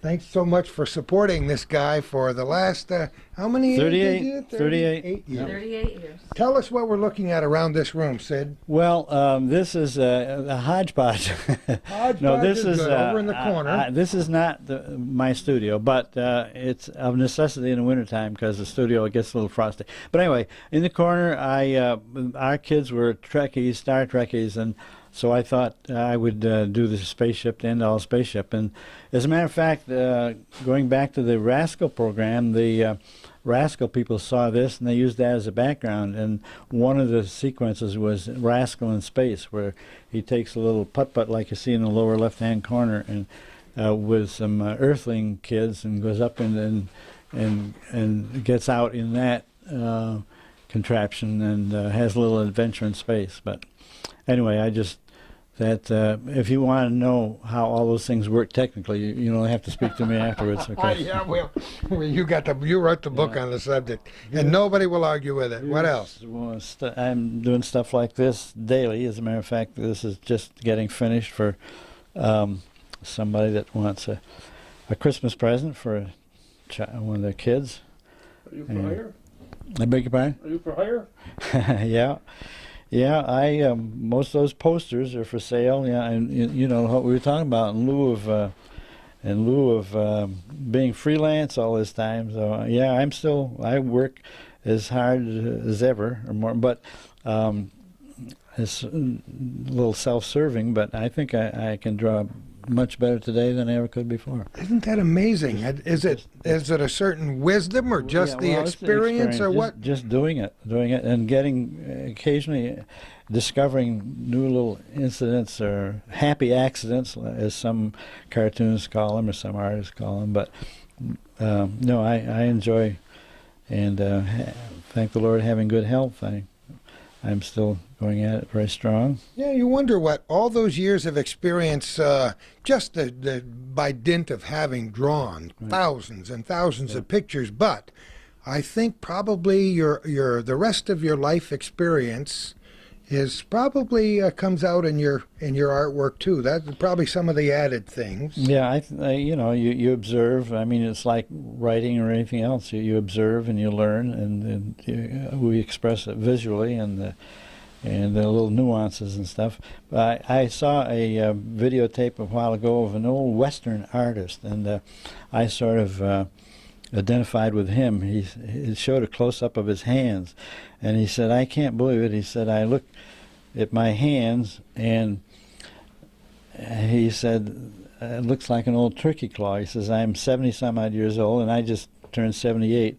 And he said, "I can't believe it." He said, "I feel like 38 or something until I look at my hands." Well, you know, my father, before he died, looked in the mirror, and my dad in his prime weighed, you know, I'm trying to be a mirror image, about 267 pounds. And before he died, he was down to about maybe 160. Mm-hmm. And he looked in the mirror a few days before he died, and he chuckled. He chuckled. He said, "Who is that old man? That's not me." And he couldn't believe it. And that I thought of that when you told me the story of the hand, because as you grow older, you know, my mind doesn't feel any different. Does yours? I feel Ruth might question that in terms of, especially in terms of memory. But you know, I used to be taller than you. Yeah. Oh, you did. I used to be really short, but I've grown a lot over the last couple of years.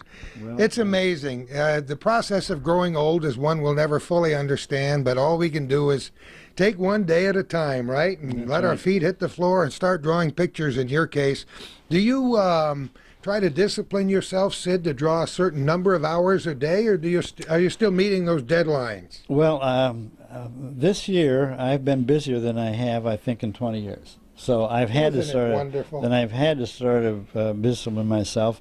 Normally, I don't think me or my family would consider me to be a strict disciplinarian, either of them or of myself. You've probably noticed that Ruth is the boss around here. But anyway, I've had to, I've got a lot of deadlines. I've got a sheet of paper here somewhere, and I think I've got 8 things down that I have to get done by Christmas time. So I... You wouldn't do it if you didn't love to do it. I could tell by the way the course this interview took after the first 30 seconds that this was your destiny. Yeah. And there weren't too many swerves in the road along the way. You were just meant to be. That's right. I got paid one time for something else. Come on. Yeah. During a service, I got paid for pitching softball. Oh, isn't that terrific? But somehow I didn't see really a long future. Yeah. But anyway. Oh, Lord. What a great time it is. What we want to do before we leave is look at anything else you want to show us in your house, of course, but we want to see you sit down and draw a picture. Can you do that for us? Yeah, and we'll do it out, if you don't mind a little coolness. I don't mind we'll at go all. out in what normally would be my studio, and still has a couple of things to look at, and I'll get my drawing pad out. And that's where you'll see us next.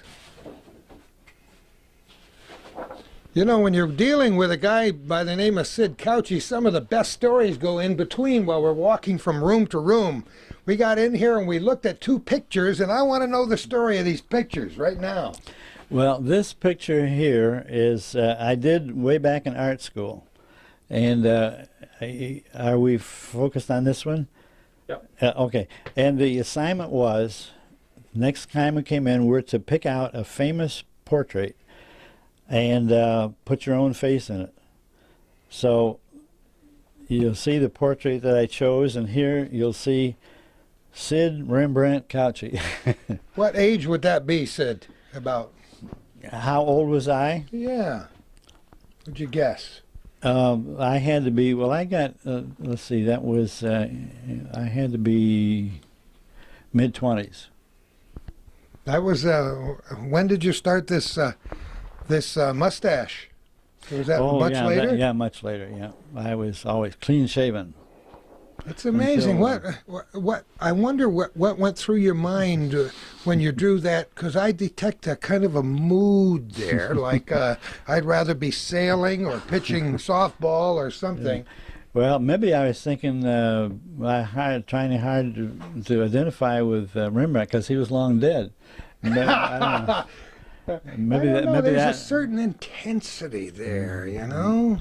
Well, I can be serious, you know. Well, I mean, know. I think I can. You I've were- never tried you were it. at least for that moment on the canvas, and probably never again in your life. I know you only too well. Let's look around this room, and you tell me what we're going to look at here as we go. Well, I've done a lot of stuff. You know, Essex is really getting on the map with their maritime festivals and with their, and this year, the British are coming. We had reenactments, and they're going to continue that, I guess, from year to year. And we're really getting to be, and you should come down next summer. Whenever you see a sign like this or Maritime Festival in Essex, New York, it's worth your while to come down. I have no doubt that we'll be coming back to this community more than once, with or without our cameras, by the way. Well, just briefly, over here, We're following you.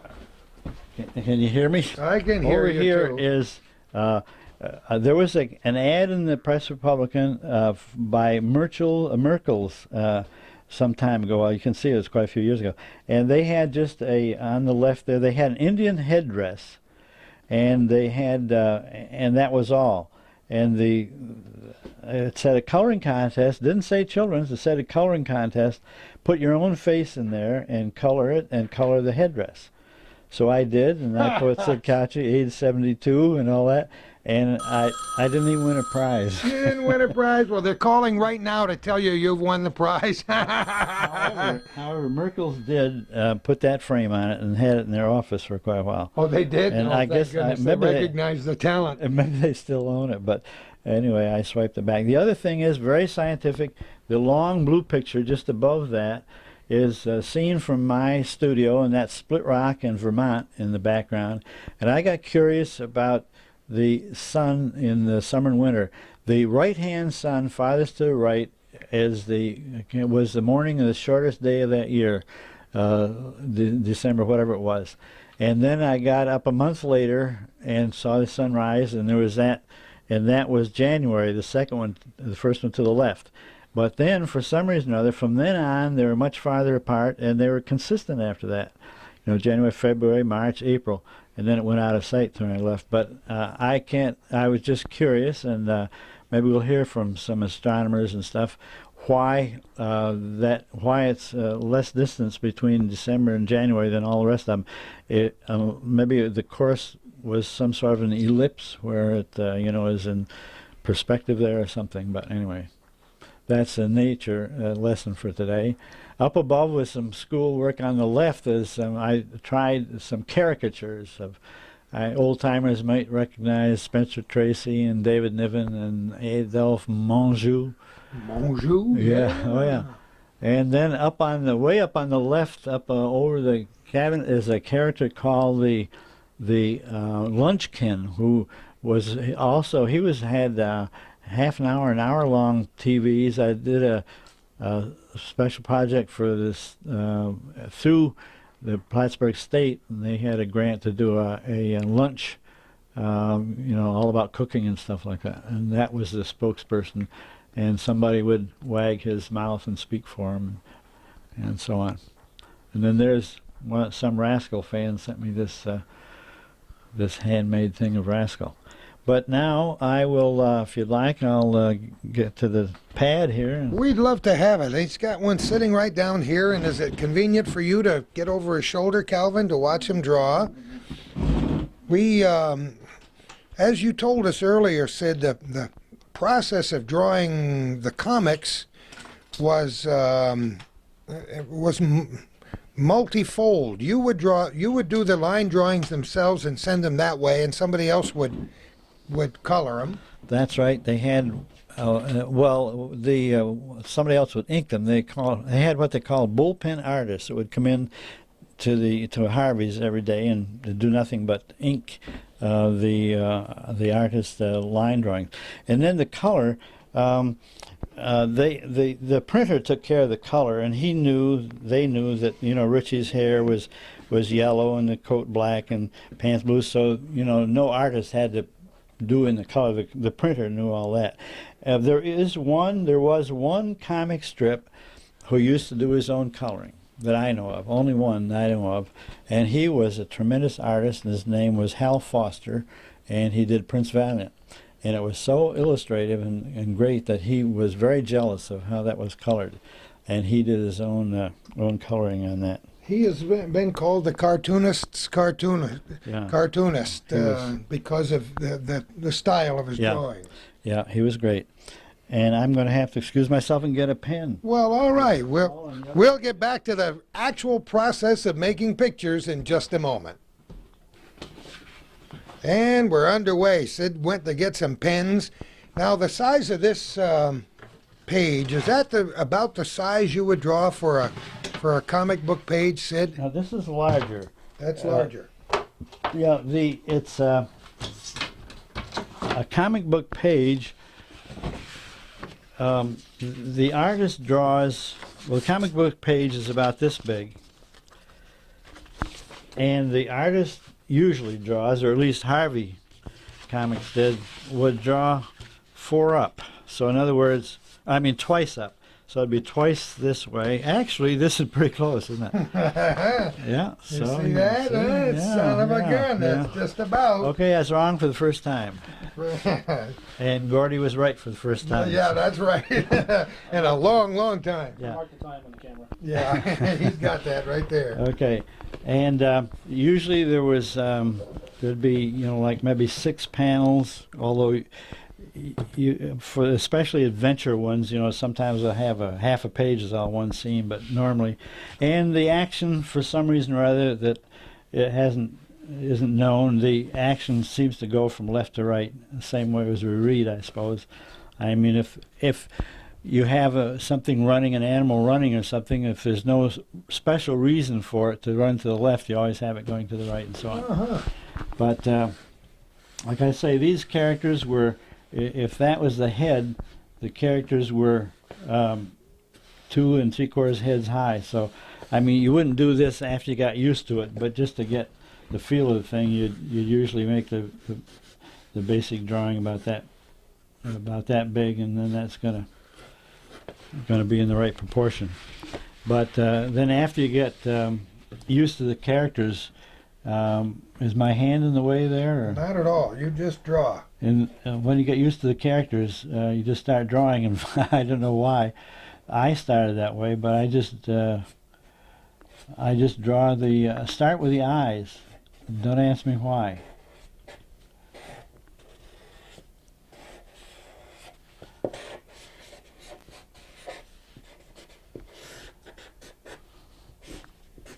Doesn't it look like he's done this before?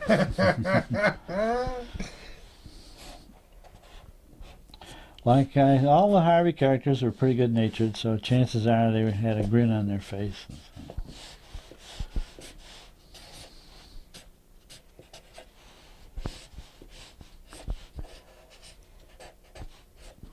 Of course, it wouldn't really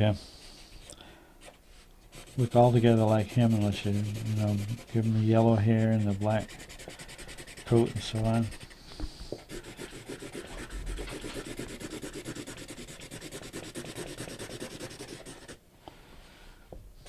But the ones that are really fun are those that are in action, and the little well, let's say little Lotta, who is a little bit on the heavy side. You make and if this leg is back, it's axiomatic that if you're running, this arm is forward, because it's not possible to run with this arm back and the arm back. Only Sid Couchey would know this, and maybe some trainer at Plattsburgh State. Well, anyway, this.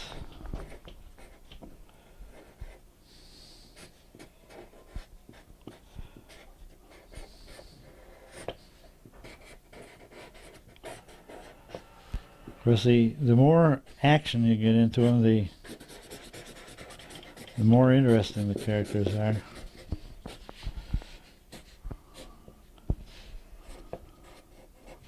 But and then animation means to give life to it, and you try to get all the action out of it you can. So what cartoons do, if there's action, they cast a shadow down here, which brings the character up in the air, like it was going through the air like a missile or something.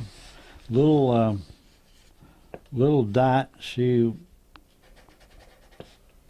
like I say, the distinguishing thing about her was that she had this crazy about polka dots. So you never drew her without a polka dot dress. The dog was always what kind of a dog? A Dalmatian? Is it with the dots?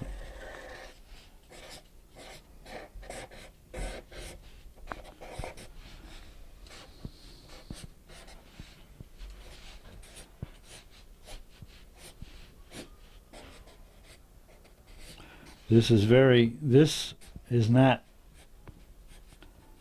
analogous to the finished drawing, you understand? I would really clean these up. You draw it in pencil normally? Yeah. Except nowadays, of course, I do the whole thing in color. But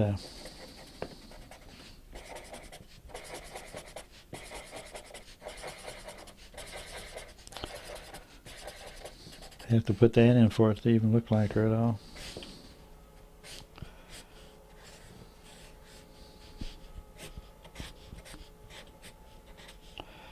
Anyway, then, like I say, she really doesn't look like a little dot until you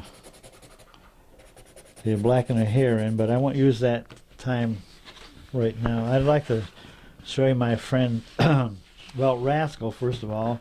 May he rest in peace. I always like Rascal.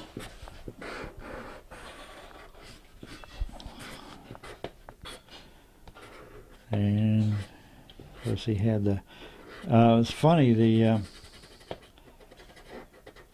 kids decided that they wanted a ball cap on him, but they didn't want shoes on him. Kids really, without adults having any idea how they arrive at they come up with some great ideas. And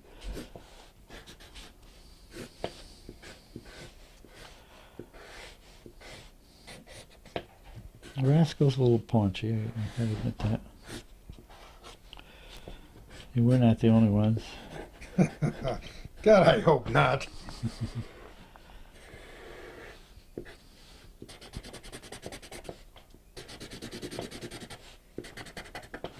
Anyway, he's a good guy too. But here's there's another character that normally by the populace might not be thought of as being so happy as the rest, but believe it or not, I assure you, this is a good-natured guy.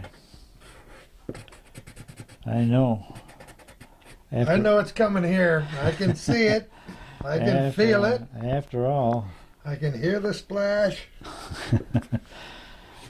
After all, I boarded him. I ought to know. He was very nice to me.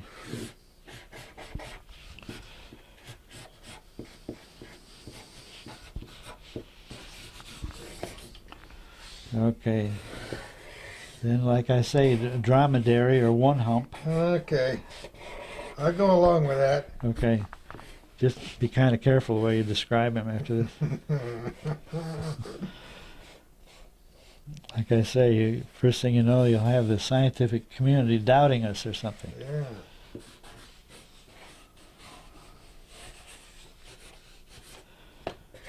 Well, he's got one of those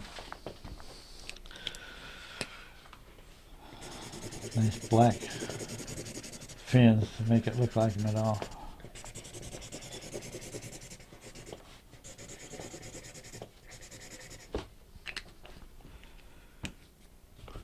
Oop.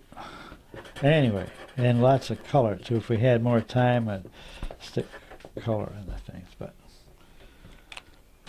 And he's not scaly. He's got a very nice smooth skin and lovely complexion, good-natured, benign and toothless. But I don't know. Let's see. This is what it ends up like. Oh, we talked about the signatures. At one time, I had dollars and cents. Okay, let's get them all on there. Another time, I had treble and bass clef. Sid Couchey, But then I started one time. I was drawing, and I had this thing. Just drew this circle and then put some stuff out there, and it was the whole thing, a spider, and I just kind of intrigued me. So one time when I was doing the Rascal posters, I for some reason or other, on the tail of the Y, I put I put the spider, and of course to really make it authentic, I gave him a red nose and a red dot over the eye, and I didn't think anything more about it, and I did the poster and sent it. It was the first one on Rascal over to Vermont, and that went for a couple of months, and we did another spot, so they had me do another poster. I sent the second one over, and they sent it back. They said, "Hey, the kid said you forgot the spider." Isn't that So that was beautiful? probably- So you might say by then the spider was hooked. That's right. Well, you might say it that way. You I might mean, say it. if you're Gordy Little. You might not. If you're Gordy Little, that's the way it's. But anyway, so that's been my signature now for about, I don't know, 10, 12 years, I guess. So you think you had this metamorphosis 1, 2, 3, or were there some in between? No, this was first, that was second. And the only other thing I thought was very funny when I first started and drew ears, I thought it would, I thought it'd be funny to put my S, maybe I put C in this, but anyway, I put them in the ears, but somehow that didn't get too many guffaws. So. Well, maybe people didn't even realize what was going on. As I thought it was $10. Which one did I think was $10? No, that was a different one. Yeah, I had That was the dollar sign with the ID. Yeah, and I didn't make the D very distinct, so it does. But you look had like the. Yeah, that's right. I had There you go. Now it looks like $10. So you're Well, that's certainly not a description of Sid Couchey's worth by any stretch of the imagination. Oh, not that much. Stand up here and we'll wrap up our program with Sid Couchey here. Just a fantastic time. I want to thank you for inviting us down here today. We've learned some things. We've investigated the past. I don't know if we left any stones unturned, but we'll go searching for those come summertime when it's warmer outside. Okay. Well, it's a pleasure to have you guys here, and appreciate your attention to it and enjoyment of it. And good to meet you. I noticed about the cameraman that he always gets your right side and my bad side. No, I don't have a good There side. aren't very many good sides on my side, so maybe if we put these two valedictorians together, we can get a. Maybe we should each have a dunce cap on. I don't know if that would help or not. Well, I can't do that because I have my identifying cap is my Greek captain, fishing captain's cap. Of course it And as is. a matter of fact, I should put it on before we're through because otherwise half the people won't recognize me. People will know precisely who you are, and don't you worry about it for 1 minute. Okay. Sid Couchey, don't ever stop drawing those wonderful pictures, and don't ever lose that twinkle in your eye. You are one fantastic guy. Well, thank you, and I have a lot to be grateful for, and it's a pleasure having you down here. We'll have to do it again. We absolutely will do it again, and we'll maybe take him with us when we do our history of Essex, right, Calvin? People want to. Oh, yes. This is a point I want to make before we go. How, if people, we've got them so excited about your artwork, they want to engage you for a $2 or $3 million project, not before Christmas, because you've already got a few, but anytime in the future, how would they get in touch with you? Well, just it's pretty simple. Essex, New York would get me here, 12936, or my telephone number, 963-8679. But yeah, I as a matter of fact, next summer I think I'm going to open a studio for the public to come in. But yeah, I got lots of posters and got a lot of stuff on Champy, Richie, and anything, and I'll be glad to work with you. That's delighted. That's delightful. I wish you the best of everything for the next 40 or 50 years. Thank you. As a matter of fact, I have 40, 50 years. Sure. Why, If you grant me 30 or 40, I'll grant you 40 or 50. Are you packing it in after? No, no. Oh, okay. No, I even have a Champy book already to come out. I gotta show you that sometime. But I mean, this is beside the point. But No, it's not. Before we end, I got to talk about that Champy book. Right. Sid Couchey went to Scotland and met a cartoonist in Scotland, and he thought they struck up a deal. Yeah, well, I came back and we corresponded after that, and I thought, as a matter of fact, we did agree to we'd have the international battle of the monsters. I'd do Champy versus Nessie. Yes. But the only thing is, the only flying moment, I have my half the book all done, and he had 6 drawings, and he had a fantastic looking Nessie. But anyway, the thing of it is, he needs money up front. So I haven't found a publisher, and so I'm thinking about completing the book myself, and maybe going after the Lake George. You know, there's a Lake George monster called No. George. No, Yeah. I didn't know But that. anyway, the way he said, he was very diplomatic. He's an actual baron, but he's also does Well, he cartoon wanted books. the money up front. The Baron of Ravenstone, David Renwick. But he said the way he put it was that I interpreted as wanting money up front. He said, "We all know that money is the midwife of art."